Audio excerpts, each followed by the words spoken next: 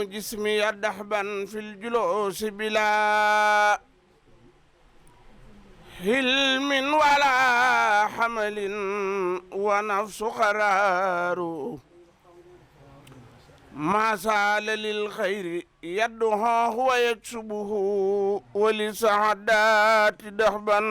وهو قرار هي اللوم وهو في قهر وفي كبل بإذن ربي والمخبوش مبرار خدع جسمي عم القلب يطلبها من المناقب تسويف وإسرار فاليوم وجيت عيبا أبدا لله توبة من أدنى وخفار لغفر صنابي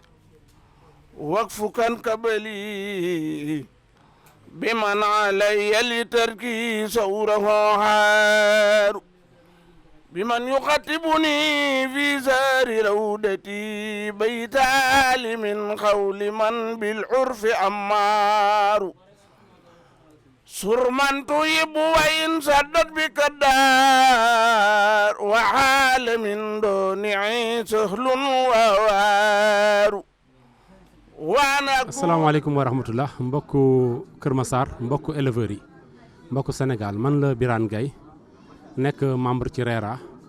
nekk parrain fekke ma 2022 tey jii nag dañu invité tous les éleveurs de Kër Massar et environ pour bëgg a def cérémonie de lancement sunu foire bu mag bi nga xam ne moom la ñuy waajal muy fekke ma 2022 sur ce ñu doon ñaanal aussi sunu mbokk éleveurs yoo xamante ni yàlla dogal nañ dañoo dëddu muy Cheikh Diba yàlla na yàlla yokk leeram ak sunu grand Racine Kane moom moo doon cérémonie d'ouverture bi ci suba instant bi nag ñu ngi commencé mise en place bi pour ñu war a jublu ci cérémonie officielle de lancement bi nga xamante ni mooy Fekkem 2022 di ñaan yàlla sunu borom defal ñu ci ndam di wax le président Djibril Wade ak mboolem waa bureau RERA ak tous les éleveurs ñu ngi invité képp kuy éleveur képp kuy am di jàmm képp kuy sympathisant nga ñëw ñu célébrer bis bi pour incha allah rabbi Fekkem 2022 ñu mën ko réussir ci nu mu gën a selle tax def nañ première édition mu jaar yoon trop donc deuxième édition bi nag dañoo war a incha allah doubler lépp lu ñu doon def ngir Kër Massar ngir élevage Sénégal jëm ci kanam. waaw lancement bi liñ ci mën a xaar tey mooy dinañu dalal parrain yi parce que dafa am parrain catégorie mâle adulte ak parrain femelle adulte ak parrain mâle espoir ak femelle espoir ak agneau ak agnelle donc ñoo ñëpp nañ ñëw tey jii ñu présenter leen public bi ñu xam ne ñii la ñu parrainé catégorie yi bi ci des aussi dinañu am benn panel boo xam ne dañuy waxtaan ci lignées yi ba nga xamante ni parce que xar laadum yi dafa am ay lignées donc am nañu ay panélistes yoo xam ne dinañ si waxtaan bu ñu paree aussi donc président bi dina ñëw def joxe un mot pour vraiment daal ñu mën a ubbi maanaam bés bi donc waxtaan ak jox rendez-vous maanaam éleveurs yi déglu aussi suggestion ak conseils yi nga xamante ni moom la ñu war a maanaam ajuster pour nga xam ne événement bi donc dinañ ko mën a réussir à 100% incha allah. Samy Diakhaté di président ADEL association départementale des éleveurs de Ladoum du département de Rufisque ñëwoon tey nag sur invitation du président Djibi Wade président RERA donc si seen cérémonie tey cérémonie de lancement deuxième Fekkema mu nekk en fait une belle initiative parce que lii lu bees la dañ daan ñëw rek préparer foire ñëw def salon mais maintenant ñu ngi organiser ay cérémonie de lancement salon yi donc deuxième Fekkema mu nekk aussi un moyen de communication pour mieux vulgariser l'événement donc lu am solo la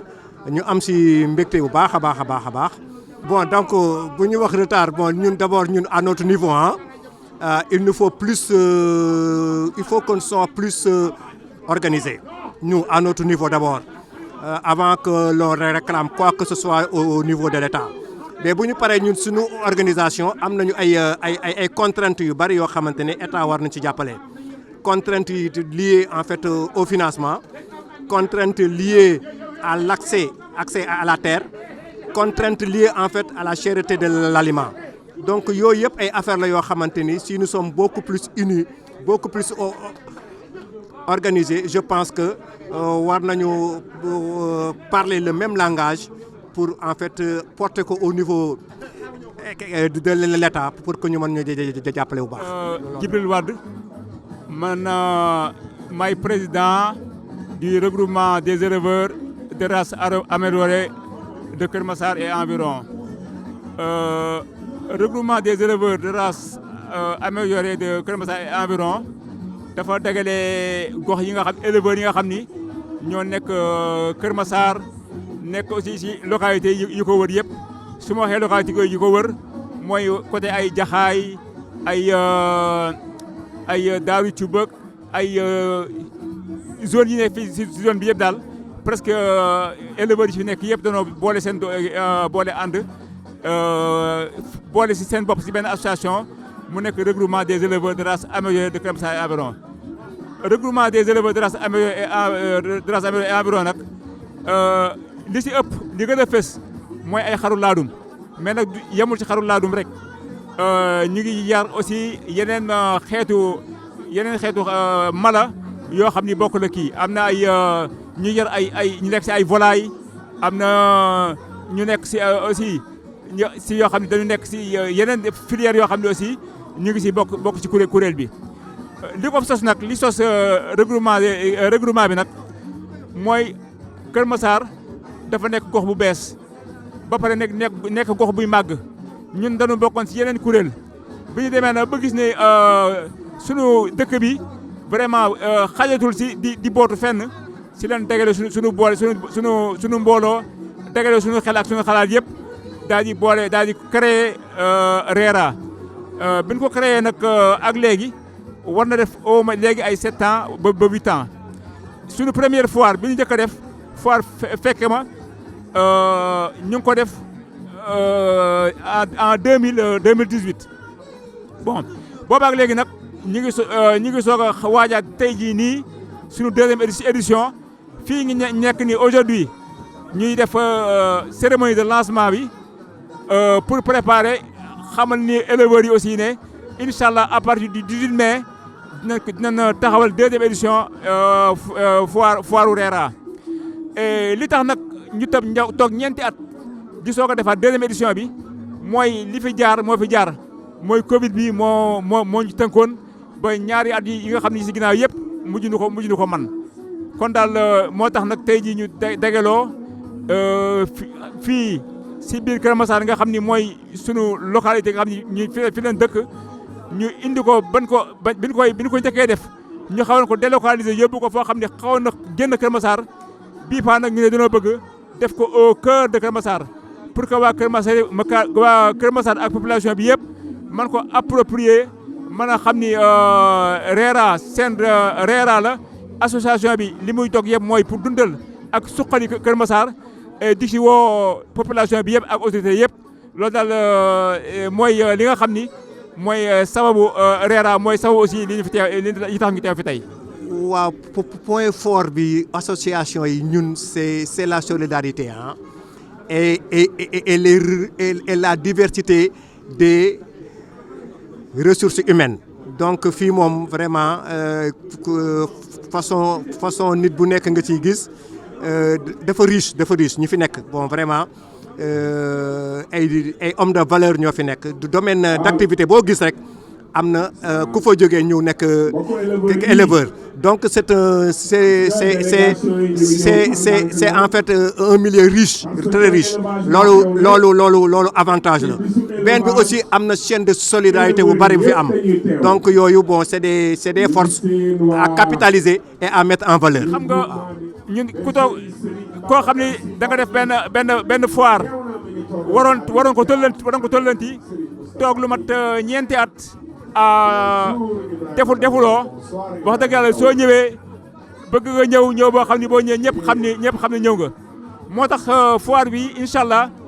dina am innovation yu bëree bare même fii ngi nekk lii nii rek cérémonie de lancement bi si innovation yi la bokk déjà mais am na yeneen yu bëree bare yoo xam ni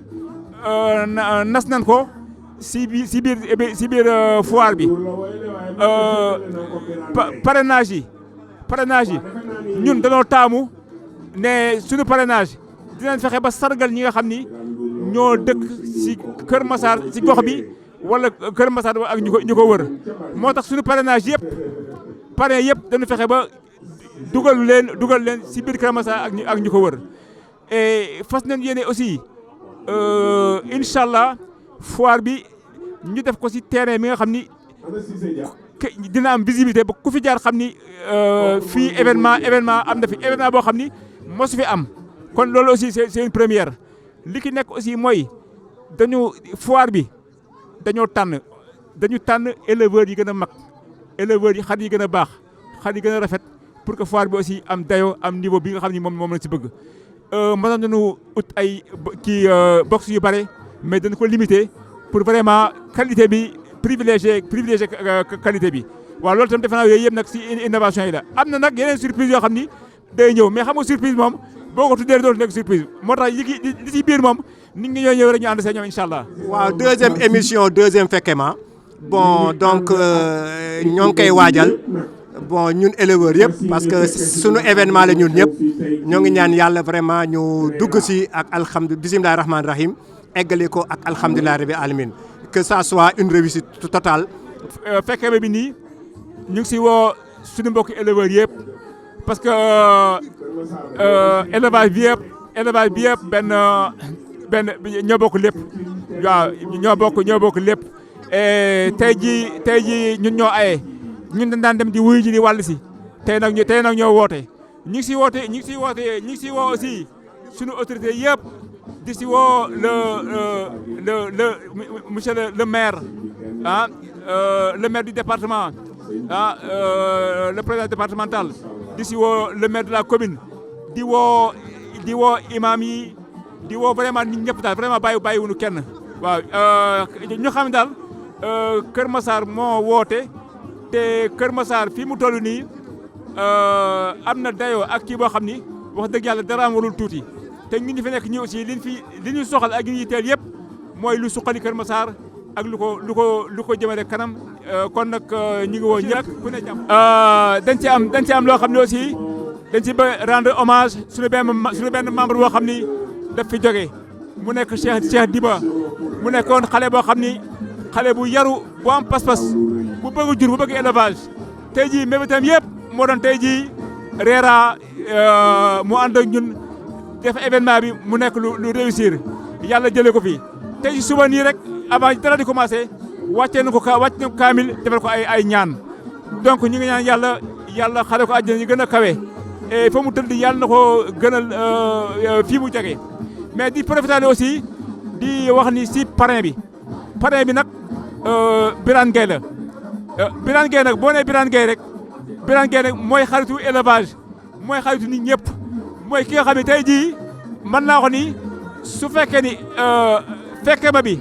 am na beneen dimension tur bi nga ko tuddee moom Birane Gueye moo tax parce que ñëpp taxaw nañu pour bis bi réussir ndax Birane Gueye vraiment kon nag ñu ngi ñaan yàlla yóbbu si jàmm ñu dugg si bismillahi rahmaani rahim génn si alhamdulillahi rabbil alamin bismillahi rahmaani rahim inna anzalnahu fi laylatil qadri wa ma adraka ma laylatul qadri laylatul qadri xayrun min alfi shahrin tanazzalu almalaikatu wa ruuhu fiha bismi rabbihim min kulli amrin salamun hiya hatta matla'il allahumma salli wa sallim wa barik ala sayyidina wa mawlana muhammadin wa ala alihi wa sahbihi wa xadimihi wa jami'i ummatihi ya rabbal alamin subhana rabbika rabbil izzati amma yasifun wa salaamun ala al-mursalin walhamdulillahi rabbil alamin. lii cérémonie de lancement la foire bi mi ngi war a nekk mois de mai bon 5 jours la ñu jàppoon mais ku nekk xam na ni Reera war na foire lu ëpp loolu li ci changé lépp nag ñu ngi koy bàyyi ci loxo Modou Diagne bu dikkee dina ko wax ñu di leen xamal ni bis boobu bu nu ca eggee mâle adulte Serigne Moustapha Gueye mii mooy parrain bi. li nga xam ni mooy femelle adulte Abdoul Aziz Diop jeune éleveur Kër Massar mooy parrain bi. mâle espoir ñu jox ko Maguette Sène di benn maçon entrepreneur éleveur boo nga xam ni Sibéeru Jaxate la àndaloon ci sunu biir waaye léegi jaxasoo na ak ñépp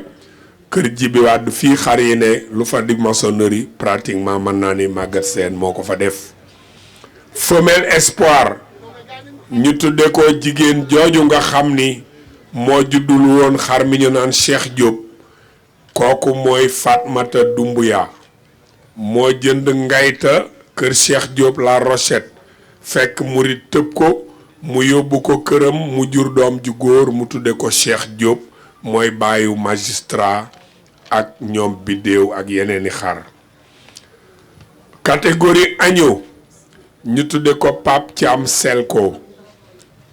Selko moom itam éleveur la jeune la di nit ko nga xam ni moom it ku bëgg xar la. maa ngi fàttaliku maalam bi jëkk a ràññeeku ci maal yi mi ngi tuddoon ëskëy. añeel nag moom mën naa ni ñépp parrain lañu parce que ki ñu ko parrainé muy Daouda Gueye kooku mooy élevage. nee naa ko sa parrainage bii ñu la defal éleveur yépp a ko moom te bu soobee yàlla di nga xam ni yaa ngi ci xolu éleveurs yi yépp kon boog appel bi def naa ko fii Daouda Gueye lii nga xam ni sédd nañu ko cëram la moo ko moom jox nañu ko fi ñu ko war a joxe kon boog li ci des à bon entendeur salut. léegi ginnaaw Serigne Moustapha Gueye discours d'ouverture la ñuy def. discours d'ouverture ki koy def mooy le président de RERA monsieur Djibi Wade moom la ñuy jox micro bi mu dalal gan ñi. salaamaaleykum wa rahmatullah jërëjëf Sangomar ñu ngi leen di nuyu kenn ku nekk ci sa tur ak sa sant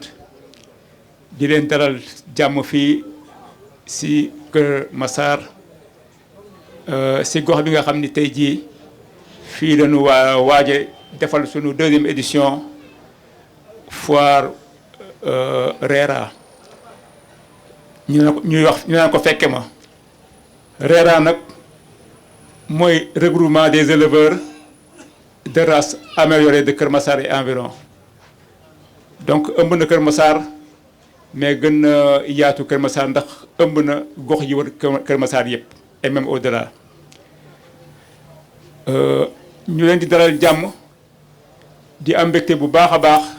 ci seen teewaay ak wuyu si bi di nuyu ñi fi nekk ñëpp di nuyu suñu naataangoo président yi ñu wuyu si teew si fii di nuyu invité yëpp di wax nag ne ñu ngi jëm si fekke ma comme ni ko Sangomar waxee ñu jàppoon ko du 18 au 22 mai mais ñu xelal nañu ne 5 jours yi dina xaw a gàtt si foire kon nañ fexe ba yokk ko tuuti parce que programme yi ñu ci bëgg a tëral yëpp xëy na dina xaw a xat si loolu. RERA nag mi ngi si tey jii 2e édition. Pourquoi 2e édition? Parce que depuis 2018 lañu amoon 1re édition ñu waroon def 2e édition bi un an après wala 2 ans après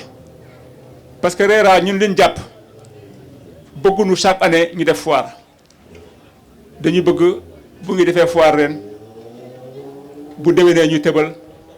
waajalaat pour bu ñuy ñëwaat di def loo xam ni dina romb lan defoon bi ñu lu weesu.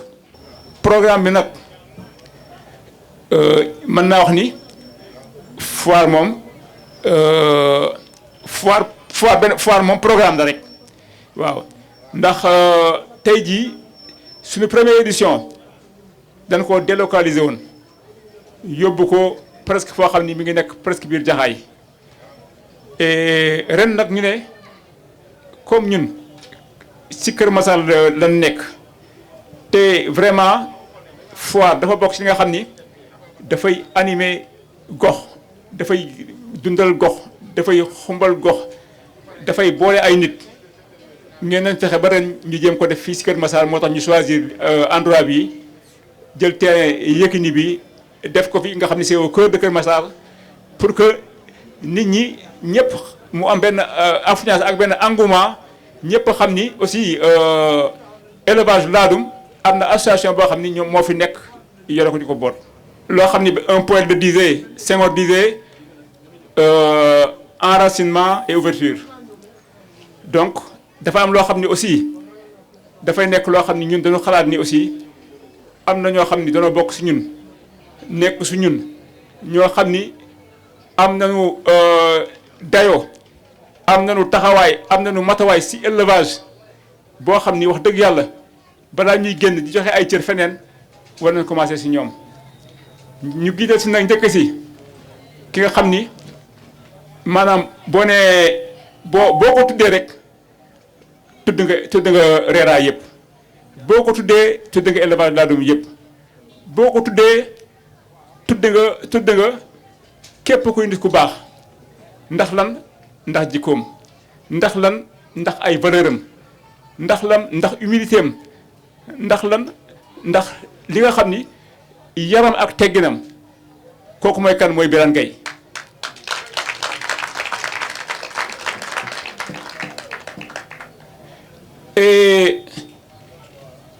bi ñu nee bi ñu ko choisir comme parrain ne Birane Gueye leen ko leen koy tuddee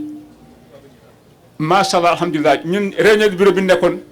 ñëpp unanimement ñëpp apprécié mais au delà de ñun suñu bureau bi ñu kii woon éleveur bu ko dégg rek ne vraiment li ngeen def rafet na te ñun xam na ni moom cërëm bi ñu ko jox nii macha allah incha allah am na lu bare lu mu yokk ci foire bi kenn ki am na ci koo xam ni kooku suñu xarit la suñu doomu ndey la nit ku yàgg ci élevage ku sonn ci élevage koo xam ni pionnier la lu ne daj na ko ci élevage ñu xalaat ni dafay jot aussi ñu sargal ko muy Daouda Gueye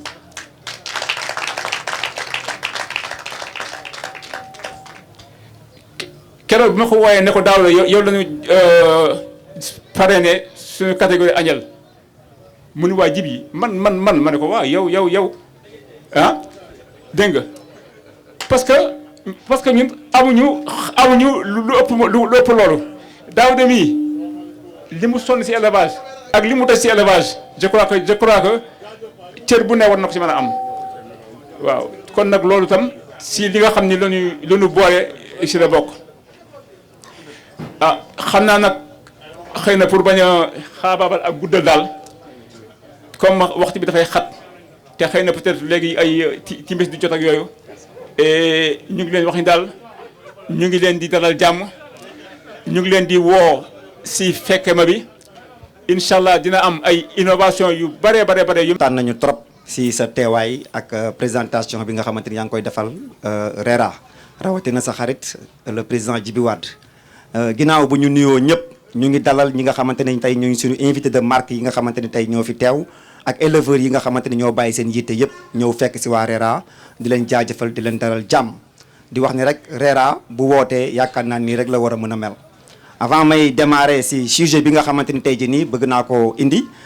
tout d'abord damay remercier Serigne Moustapha Gueye moom mi nga xamante ni kenn la si man moom la ñu parrainé mâle adulte bi ma leen jox information mâle adulte boobu noonu ki nga xamante ni tey dina ko remporter trio de tête bi dinañ leen tegal 1 million de francs muy catégorie mâle adulte donc tey RERA loolu la def merci beaucoup Serigne Moustapha tey nag boo invité ay éleveurs jaadu na nga waxtaan ak ñoom tuuti si li nga xamante ni mooy élevage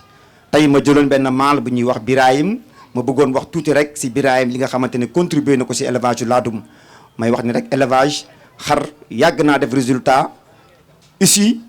des lignées différents Birahim comme ni ñu ko xamee rek côté yaayam yaakaar naa ni azawak la c'est du marron blanc juddoo kër Pa Birahim Ndiaye suufu pont ba mu juddoo kër Pa Birahim Ndiaye suufu pont da ko abal ki ñuy wax le doyen Mansour Mbodj le doyen Mansour Mbodj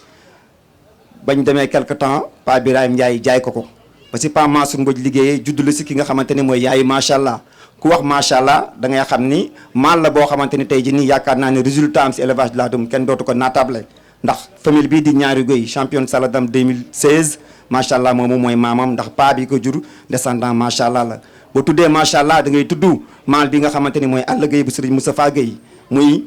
meilleur recordman LCS Saladam 2016 avec LCS 150 si jamono yooyu derrière Galactique macha allah maamam la ndax. maal bi ko jur muy papis surtout macha allah ndax tuwaaye moi moo ko jur te ku xam tuwaaye moi xam ni doomu macha allah la kon dañuy wax ni macha allah moomu yaayam doomu Birahim la ba mu liggéeyee kër ki nga xamante ni tey jii nii mooy Pa Mansour Mbodj da ko jël jox ko raqam jarbaatam muy le président Aboukan le président Aboukan liggéey si liggéey mucc ayib ba élevage Sénégal kenn ku si nekk jariñoo si maal bi nga xamante ni mooy Birahim ndax lan ndax macha allah moomu nga xamante ni wax naa leen ko léegi def na résultat si benn côté mais Birahim ba mu ñëwee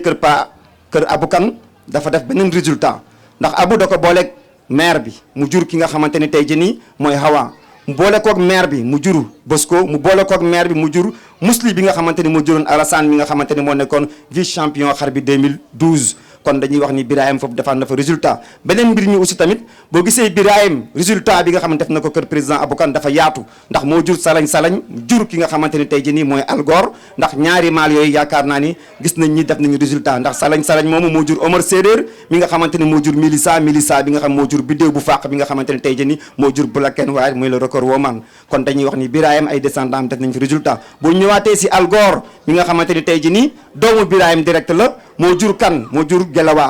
Gelawaar moomu moo jur ki nga xamante ni tey jii ni mooy Ferdinand moomu soo ko gisee da ngay xam ni maal la boo xamante ni tey jii ni ay descendant am boo tuddee ñoom jackpot tey nga tudd ñi nga xamante ni tey jii nii mooy ñoom mixa ñun ñëpp ay descendant wu ki nga xamante ni mooy Ferdinand te Ferdinand boo ko xoolee doomu Gelawaar doomu Algor doomu Birahim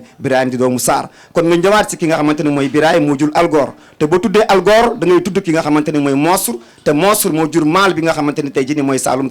te tey Saloum kenn dootu ko présenté si élevage laadum jur Roi Bachir jur ki nga xamante ni tey jii nii mooy Picasso mi nga xamante ni tey moo jur UNESCO moo jur Napoléon et tant d'autres champions kon dañuy wax ni Birahim maal la boo xamante ni suñu borom barkeel na ko ba mu ñëwee tëm kër président Aboukan moo jur ki nga xamante ni mooy Samira jur ki nga xamante ni mooy Marie Pierre jur ndaanaan yooyu nga xamante ni tey jii ni seen descendant law na ndax boo tuddee Marie Pierre mooy Yannick nga demaat kër président Aboukan mu juddulu prési jox ko ki nga xamante ni mooy Lamine Diop ferme Maxtum prési moomu moo jur ki nga xamante ni mooy le roi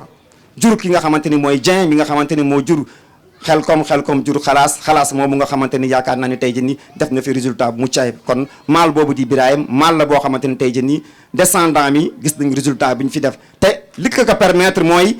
ñaari ligne différent la ñu croisé Birahim juddu mooy wane amélioration de la race ovine bi nga xamante ni tey moom la ñuy def yamul rek si race pure bi nga xamante ni tey comme ni ko mag ñi xamee woon mais dañoo gis ni le docteur Alioune Sarr demoon na jëli ay azawak boole kook li nga xamante ni tey jii nii mooy suñu yenn xar yi jël yenn famille jox ko yenn éleveurs yi ñu duddulu si yenn maal yi mais nag liggéey bi mag ñooñu nga xamante ni tey jii nii ñoo ko indi ba fii dañ leen di jaajëfal rawatina le doyen président Djibi Wade mi nga xamante ni tey jii def na plus de 25 ans si élevage laadum ndax boo tuddee ñoom Fadam da ngay tudd Mali ñoom Aram Bakar mi ñi nga xamante ni tey ñoo fi njëkk a def record hauteur si femelle yaakaar naa ne le doyen président Djibi Wade def na fi liggéey mucc ayib di remercier éleveurs yi nga xamante ni tey ñoo fi teew yëpp dañ leen doon wax ni rek panel boobu li ñu leen doon indil rek si maal boobu di Birahim ñu bàyyi le doyen Sangomar mu yeggali programme bi nga xamante ni tey jii nii moo tax éleveurs yi dajale fi merci beaucoup. macha allah non Diagne Modou am na koy wax ci benn groupe WhatsApp naan xarul laadum ku yebu bàyyi ko ak Diagne Modou mais kooku moo wax dëgg Diagne Modou vraiment yal na la yàlla lafal cat bàyyi la ak sa xel te guddal sa fan li nga def fii tey tooyal nga xol yépp Pape Thiam Selko egsi na fi léegi. di ziar ñi fi nekk yëpp éleveurs yi ñi fi nekk ak ñi sànn di gisal si nuyoo bi ki nga xam ni mooy président bi muy suñu doyen suñu président muy doyen Djibi Wade ñi nga xam ni moom moo njabootee waa RERA di si teg président yi nga xam ne ñoo fi teew muy président Sama Diakhaté ak yeneen président yi nga xam ne peut-être que ñëwaguñu di si teg yi nga xam ne ñooy parrain yi ci dir nag si parrain bi muy sama xarit sama frère sama jëwriñ muy Pape Birane Gaye di nuyu ñëpp ku nekk si turam ak santam nuyu nag di ñaan ku si nekk mu fekk la si jàmm xel jàmm poche ak jàmm yaram waaw jërëjëf daanaka lu si ëpp sama xarit Mamadou Diagne wax na ko te lu mu si dolli rek mooy ñàngat bi nga am ni moo xam ne moo am si Birahim Ndiaye lañ ko tuddee donte moo ko juddule li tax ñu tuddee ko daf ko abaloon Pa Mansour njëlbeen bi ginnaaw gi mu jaay ko mais papay Birahim Pa Mansour moo ko juddule mu tudd Saar bu ndaw Saar bu mag mooy maamam moom ñi ngi ko jële woon si yoonu Tiwaawan bi indi ko Pa Mansour moo ko jëndoon juddule si Saar bu ndaw jaay ko Vieux Sey Pa Birahim Ndiaye jënd ko si Vieux Sey mu juddule si Birahim donc noonu la demee Saar nag li tax turu Saar boobu dafa nekk koo xam ni boroom ki nga xam ne mooy maam Birahim moom moo tuddoon Saar loolu nag docteur Diallo moo ko dem ba découvrir ko si ay waxtaan mu xam ñu xam ressource ko yëkkati ko di ko yëkkati ba keroog ñu àgg fi nga xam ni foofu la cosaanoo Birahim muy nekk maal boo xam ne dafa révolutionner élevage comme ni ko Diagne waxee parce que dafa xaw a sore ak deretu tey donc loolu mooy wane ko aussi léeg-léeg deret yi bu ñu soree boo leen boolee rek day exploser mën na indi ay mensuration yu doy waar day participer si amélioration race loolu nag njàngat bi nag bëri na si peut-être du xaj tey ñu farañ fàcce ko surtout Ladoum.sn équipe moo ko créé lu Xaadim Thiam dafa bokk si équipe bi rek loolu aussi je tiens à l'éclaircir si tënk si groupe du vendredi la jógee idée bi ñoom ñoo ko créé bëri na nag ñi ko si nekkoon mun naa si lim Pape Maguette Diop docteur René man Pape Gueye ak Lune Mbaye mii di photo yi sax yu si ëpp pour te dire 90% yëpp Lune Mbaye mii moo ko def ma bëgg ñu tàcc ko bu baax a baax donc boobu nag am nañu jot foofu nag jàngal nañu lu bëri parce que remonté nañu laadum yi ba si passade si ku si nekk si la ñuy xam kan moo jox kan ak fari fi ñu jógee day xat pour ñu wax ko fii mais peut-être que yeneen occasion dina am ñu farañ fàcce ko donc loolu yëpp day firnde ni que échange bi nga xam ne moom moo am si élevage laadum joxe bi ak jël bi barke bi daf si jiitu lépp loo xam ne moom lañ koy jël wala ñu koy joxe ñu am ci jàngat bu baax a baax di ñaan yàlla ñi tuddee ñi fi ne te def résultat élevage laadum li ko dalee si ñoom waa Thiès ba Dakar jóge ci passage si ñoom Pa Mansour Mbodj ñi nga xam ne ñu sama classe yi nga xam ne dafa kuñ dara ñu leen tudd ñoom am ces champions yi mag di ko ñaanal bépp éleveur di remercier aussi Pa Djibi Wade si anciens yi bokk na si parce que ñu si bëri dañuy def histoire laadum man bi ma def Ladoum.sn am na xar yu bëri bi ñu ko remonté moom xamul woon sax moo juddale maamu xar yooyu donc mu nekk doyen boo xam ne si njëkk a def laadum Dakar si la bokk moom jëlewul fii mi ngi jëlee ba Thiès donc ñu tàcc ko bu baax a baax kon na tàcc donc maa ngi jégalu si kàddu yi bu amee lu si dëng ak ñu jégal ma ko maa ngi ñaanal ñëpp jàmm jërëjëf. lépp jub na macha allah Xaadim Thiam ngoog bergerie B2K di ko nga xam ni li mu wax fii ku ko dégg xam ni lu mu xam la waaye nag arrêté wuñu foofu léegi discours bi nga xam ni mooy ñëw ki koy def mooy le représentant de tous les présidents d'association muy Samy Diakhaté. Merci beaucoup mbooloo mi fi toog yëpp ñëw fi tey ci cérémonie de lancement du deuxième Fekema di événement RERA dirigé par le doyen le président Djibi Wade boo xamante ni monde élevage bi amee nañ ko njukkal bu baax a baax donc muy mbégte vraiment ñëw teew ci fii di wax nag au nom des présidents d'association lu jafe la lu yomb la président d'association yi dañu am habitude effectivement di organiser yu mel nii mu nekk ay rendez-vous avec l'ensemble des éleveurs pendant un temps ñu échanger wu ci lu bari mu nekk ay rendez-vous yu am importance donc buñ koy def vraiment dañu ci sawar di ci wax di wax ni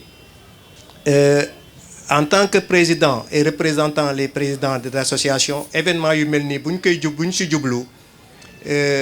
vraiment président yi amatuñu benn jot lépp lu ñuy gis rek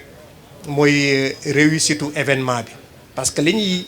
jiital mooy li ñuy defuñu ko pour seen bopp dañ koy defar pour d'abord leurs membres defar ko aussi pour l'ensemble des éleveurs donc sur ce président l'ensemble les présidents de l'association xam affaire yi fi mu toll ñoo ngi leen di souhaiter vraiment que deuxième fekkemaa bi nekk une réussite totale loolu la leen di ñaanal. di jiital ci nuyoo bi président sunu mag sunu baay sunu kilifa président Djibi Wade di président RERA di sama président ndax RERA la bokk di toftal ci nuyoo bi parrain yi yin parrainé yëpp di ci toftal tamit président association yi fii ñëw yëpp di ci toftal membre RERA yëpp di ci toftal invité yëpp macha allah di la nuyu bu baax Matar yow tamit di kontaan ci initiative bi ni ko président waxee rek heure bi waroon naa fekk ñuy waajal sunu 3e édition waaye ndog bi fi dox Covid bi moom ñëpp la laal waaye nag waaj bu yàgg amul solo saa bu nu defee rek ñëpp xam ne def nañ loolu moo am solo te yàlla nañu yàlla dimbalee loolu. biñ jotee ci nouvelle bi wax ni yàlla dogal ñun lañ tuddee mal catégorie mal dañ koo rafetlu lool ndax fekk nañu ci milieu bi ñu nekk ci di ci liggéey kon buñ ñu ci tuddee catégorie rek daa fekk njukkal la loolu nag RERA moo ko njëkkee ci sama jëmm kon nag maa ngi koy remercier di ko beral remerciement boo xam ne RERA laa koy beral catégoriquement di sant ñëpp di wax ni na ñëpp ñëw na maal yëpp génn Sénégal gi yëpp na maal yi génn loolu dañ ko devancer rek ne teg nañ ci 1 million ci maal yi mais loolu dañ ko devancer mën na ko ëpp lool sax kon nag invité naa ñëpp macha allah. jërëjëf teg nañu 1 million mën na koo ëpp lool Moussa Yade egsi na sànq waaye nag Fadilou Keita dafa egsi léegi moom itam ànd ak Omar Cissé borom bâtonnier. maa ngi leen nuyu di leen ziar di nuyu président Djibi Wade ak membre yëpp waaw di leen sant di leen gërëm di wax ne yàlla nañ ci dugg ci bismillahi rahmaani rahim terminé ko ak alhamdulilahi rabil alamin waaw di wax nag ci turu parrain bi donte que wax yombul Abdou Aziz moom li ñu ko jox moom mérito na ko parce que élevage moom jaral na ko lu nekk te def na ci lu nekk ñi may déglu ak ñi may gis xam nañ ci dara waaw léegi nag moom mu ne concours bi teg na ci 1 million incha allah buñ ci yàlla yóbbu. man nag dinaa yari xar mu rëy nag yëf yi nag liggéey cee ngi bëgg a jot 1 million rek ngay dégg léegi catégorie mâle espoir ki nga xam ni moom lañ ko jox wax naa leen ko sànq kooku mooy Maguette Sène Sibéeru Jaxate la àndaloon ñëw ci biir éleveurs yi waaye fi mu nekk éleveurs yëpp xaritam lañu kenn rus na ci sax laal ciment te Maguette Sène yëgu ko ndax macha allah itam nag dafa man liggéeyam te day def maçonnerie boo nga xamante ne si ku ko gis bëgg ko. damay gërëm waa RERA waaw damay gërëm waa RERA di si jiital nag sama xarit muy Djibi Wade parce que dañu seq ay teranga yu bari avant sax lii di xew donc sama waay la moom waaw boo gërëmee Djibi Wade ba pare gërëm waa RERA di wax ne aussi tamit liñ ma parrainé nii kontaan naa si trop te vraiment comme ñoo ma njëkk sax parrainé mbégte rek laa si am moo tax ma leen di gërëm ñoom ñëpp ba pare di leen wax ne nag aussi tamit ñun waa RERA lañ parce que Kër Massar presque pratiquement fa la ñu war a sanc incha allah bu soobee yàlla kon kontaan nañ si parrainage bi ñu jox te gërëm nañ leen daal sant leen wax nag moom yombul waaw jërë ngeen jëf merci beaucoup. jërëjëf kooku mooy Maguette Sène il est modeste yaru lool boo ko xoolee sax ni mu doxale nga xam ni ci biir mbooloo mi ngi sentir boppam kersa gi ak yar bi ak teggin yi mais nag lu waay am lu nekk moo ko may boppam lii ñu la jox sa cër la te di nga am yeneen ak yeneen incha allahu ci élevage parce que yaa ko fi nekkee. Femelle espoir Fatoumata Doumbouya représentée par le président de REB Makhtar Sy. Fatoumata Doumbouya wax naa leen sànq ni leen moo jënd ngayta kër Cheikh Diop La Rochette fekk mu tëbu ci maal bu ñu naan murit mu yóbbu ko këram mu jur doom ju góor mu jël ko tudde Cheikh Diop moomee tey turam des na ci élevage bi te dootul fayati mukk ndax ku jur ku mel ni magistrat jur biddéew jur keneen turam a nga Ndar turam a ngi Dakar turam a ngi fépp kon Fat Doumbouya moom itam li ñu ko jox daf ko mérité jigéen la ju man góor ci wàllu élevage ki ko représenté nag di Makhtar Sy. Sango jërëjëf da nga baax rek wax dëgg yàlla waaye foire yi fi jàll yëpp a neex yi fi jaar yëpp macha allah ñu ngi nuyu le président Djibi doyen Djibi ci cérémonie bi di ko wax dëgg yàlla jaajëfal bu baax a baax di nuyu également le parrain Birane aussi ci bu baax ak ñi nga xam ne ñoom lañ parrainé ay catégories yi je pense que lu bees la ci élevage et nekkul loo xam ne également luy yàq élevage la parrainage des catégories compétition catégorie yi ñu parrainé ko gis nañ ni luy jëmale élevage ci kanam la donc ci loolu nag ci la ñu représenté tey maire Fatoumata Doumbouya mi nga xam ne moom la ñu cëraleel catégorie femelle espoir bëggoon na fi teew wax dëgg yàlla mais xëy na jotam ak gàllankoor moo ko tey yegg si fii mais xelam ak xalaat yëpp ñu ngi fi wax dëgg yàlla président ji bi di leen wax ni kontaan na ci parrainage bi xëy na naam yàgg nay am ay cër ci élevage waaye bi na da cay nekk benn cër bu spécial dafa nekk koo xam ne mu ngi ci banlieue bi di liggéey ci banlieue bi gëm banlieue bi kon bu ñu ko parrainé catégorie ci banlieue bi lu koy neex la lu koy également lu mu rafetlu la di wax ni wax dëgg yàlla kontaan nañ ci bu baax a baax te ñu ngi koy préparé incha allah te xam naa ne également waa REP aussi dañ ko ci gën a appuyer ci parrainage boobu président Djibi sànq wax nga lu am solo muy da ngeen délocaliser le site élevage léegi foire yi fête la ci seen i gox maa ngi suivre benn émission yàggul dara ci SEB ki moom Abdou Fall di ko def di wane ni wax dëgg yàlla nit ku baax la nit ku ubbeeku la et puis également liggéey na lu bare bari ci élevage loolu aussi motivé na tey suñu teewaay fii ci cérémonie de lancement bi et puis également président la ñaanal mu nekk foire bu réussir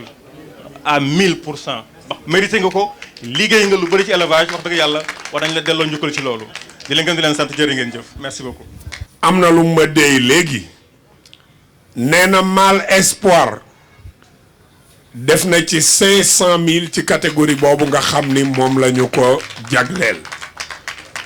500 000 nag ci jamono ji du ay caaxaan kon Maguette bu déwénee yal na nga man lu ko ëpp loo man ren yal na nga man déwén lu ko ëpp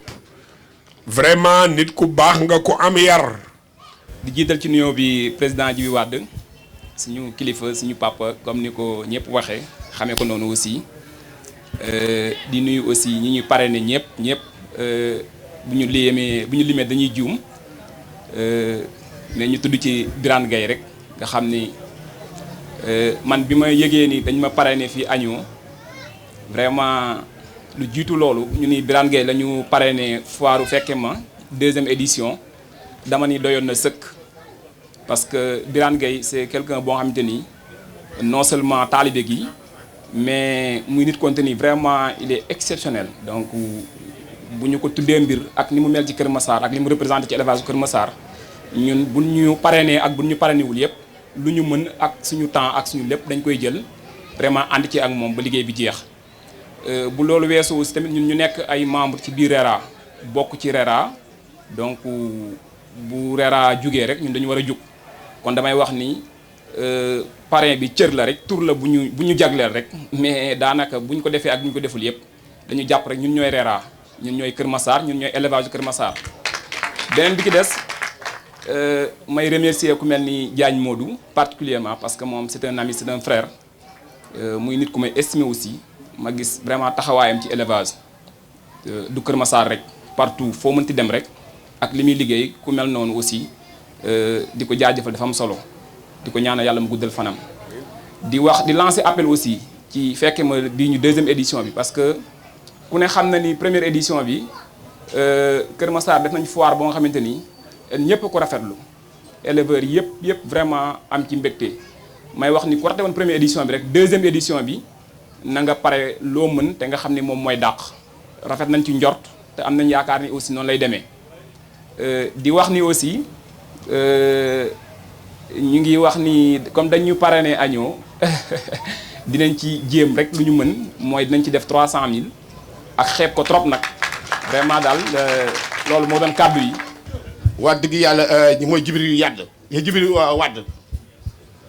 Djibril Wade ba ma xamante ak moom depuis école 9 la woon boobu dara nekkul woon dara boobu jamono yooyu moom man maa ko jut si xar yi jamono yooyu doo doon dem entraînement di jaar suma kër di jaar suñu koñ di xool xar yi mu dem ba à la fin Djibril Wade Thiès la rootee indi ay xaram fii mu nekk koo xamante ku ñàkk ñaan la nee naa leen foire Adam man maa tax foire Adam am man maa créé foire Adam man Père Daouda wax dëgg yàlla man ba ma créé foire Adam dato Alioune Sarr man ak kii fëggee ak ñam Mansour Mbodj ñu ñoo toog ak Lamine Diagne ñu ñoo toog ñu dem kër kii fëggee ñu añee fa añ bu neex man leen ñun dañoo war a def foire kii fëggee ne fa la ko defee du suma kër lañ koy defee de man fi lañ koy defee dato Alioune Sarr bi nañ ko defee fii tey li mel ni tey Mansour Loum tey li mel ni tey ndem si yàlla Njaay Ndiir moo doon jaay billet yi jamono yooyu kitin li laa leen jël jël wut ay bant samp def lépp son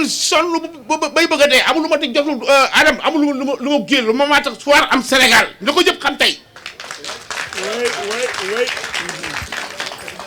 Allah akbar ñoom Lamine Diagne ñi nga gis ñi nga xamante ne ba Mansour Mbodj bi nga gis ni maa ko jur si xar barke Seydina Mohamed éleveurs yu bëri fii maa leen jur si xar man ñoom vieux Sari Sira fekkee boo nekk xale bu ndaw topp seen ginnaaw ak ñoom vieux ma Siga Ndiaye ak vieux Bamba Diop ji bi xam na lu ma ko wax bu baax a baax xam ne vieux Bamba Diop kenn gënu ko woon ay xar tey Diagne Modou am na benn wax bu mu wax léegi man fekke naa démb bu fekk naa tey yaay Birahim mu ngi juddoo si docteur Alioune Sarr fa la juddoo donc métissé tey li ñuy Sédio ba ngeen gis noonu man maa jaay docteur Alioune Sarr benn femelle boo xamante si Yacine la bokk mu croisé ko si la ñëwee ne nañu croisé xar yi boo ñu bëggee xar yi am dayo ñoom Mansour Mbodj gaa yi bëri daw res wax dëgg yàlla Birahim foofu la juddoo Sarr bu ndaw ba ngay gis noonu Sarr bu mag moo ko jur ak mang ba Birahim Ndiaye ba nga xamante ni mu ngi Birahim mu ngi kër mu ngi nekk si Birahim Ndiaye dama daggoon béjjén yi da wax bi buur moo seen papa moo seen maam buur docteur Ndour ndax sànq yaa ngi wax nga ne métissage la nangam nangam métissage d'accord du asawak da nga ko métissé beneen bi topp maa ngi gërëm Djibi Wade bu baax a baax def na loo xamante ni tey tax naa tey ji Adam bu ma créé mu dem ba à la fin mu ñu am presque 40 et quelques associations juddu Djibi Wade man defa naa ne man mii sax wàllu bopp sax xanaa damay dee ñu doog ma pare ne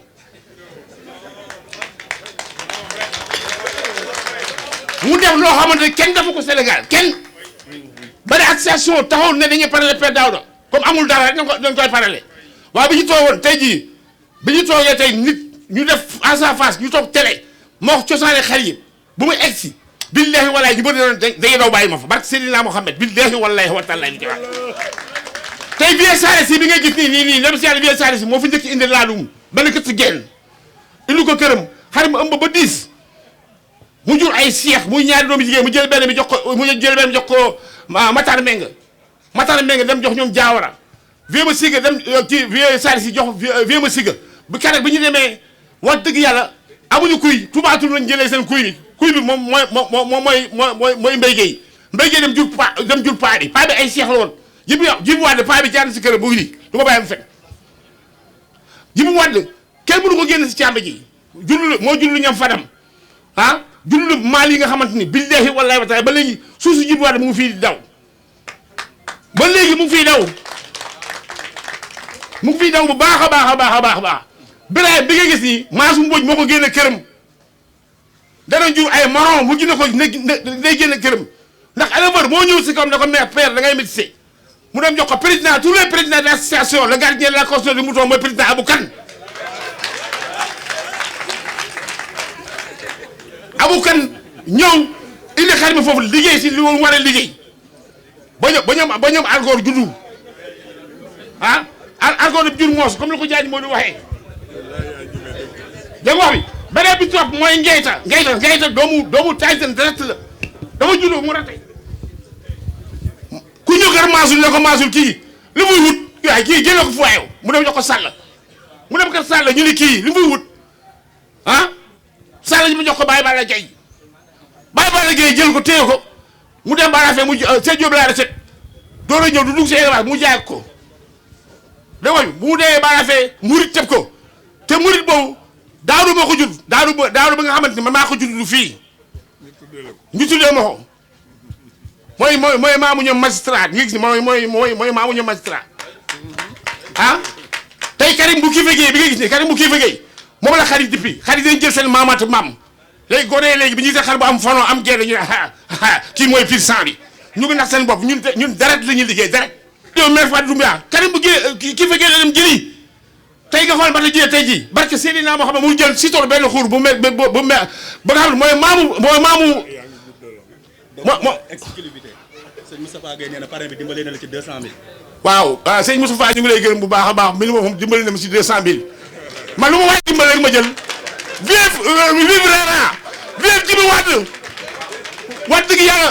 président ñu ngi lay gërëm bu baax a baax billahi yow Birane Gueye mii yàlla yàlla guddal fanam Birane Gueye bii yàlla guddal fanam ndax xale bu yaru la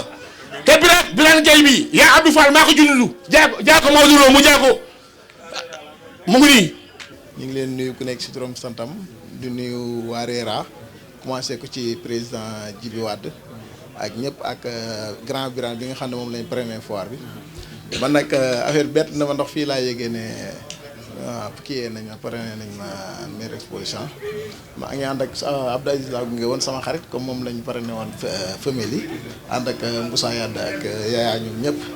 kontaan naa ci nag parce que vraiment li ngeen def nii day encourager jeunes yi nga xam ne dañoo nekk ci élevage chaque jour ñi ngi bëgg rek di dem ci kanam kontaan nañ ci bu baax di gërëm Diagne Modou man nag dama mën a wax ci mbooloo moo tax damaa forcé rek Diagne dama waxal ma xam wax kontaan nañ bu baax information rek comme ni ko parrain yi defee yaakaar naa ni sunu xarit sunu frère Ablaye Amar moom itamit bëgg na si participation boo xamante ne tey jii nii pour wane ne moom Kër Massar la dëkk def na si benn somme de 500 000 francs boo xamante ni tey jii nii dina ko jàppale ki nga xamante ni tey jii nii mooy nekk meilleure exposition ñuy wax ni rek meilleure exposition bi tamit Yaya Anne moom itamit yaakaar naa ni tamit dina si taxawaay mucc ayib ndax yaakaar naa ni cër boobu tamit moom itamit wane na ni Kër Massar la dëkk ndax ay xaritam Kër Massar lañ dëkk merci beaucoup. tàccu leen bu baax Abdoulaye Amar voilà merci donc pour tënk rek ndax mu ngi commencé guddi ma joxe quelques informations yu utiles pour foire bi site bi jàpp leen ni fii lañ koy defee incha allah pour la date ça sera du 15 au 22 mai incha allah donc xar yi dañuy ñëw le 14 si guddi le 23 ñu dem voilà donc du 15 au 22 mai mooy datu foire bi voilà. du 15 au 22. Du 15 au 22 mai voilà donc pour le lieu c'est mooy terrain bi ñu nekk nii moom la ñuy wax terrain Yekini pour maintenant les informations concernant prix wu box yi ak adhésion yi l'adhésion c'est 25 000 comme toog nañ depuis 2018 daanaka y a pas eu de cotisation annuelle et tout bon ñu uniformiser ko def ko 25 000 pour l'adhésion prix yu box yi 150 000 la quel que soit nombre de box boo jël bu dee 2 box nga jël c'est 300 000 bu dee 3 box c'est 450 000 bu dee 4 box c'est 600 000 donc amul benn différenciation par rapport ak nombre box bi ngay jël ci prix bi donc et puis aussi dañu limiter box yi les box sont limitées à 150 bon donc ku ci bëgg a gaawal parce que ñun ñëpp xam nañu généralement comment ça se passe ñu bañ a xaar ba dernier moment di songandoo box yi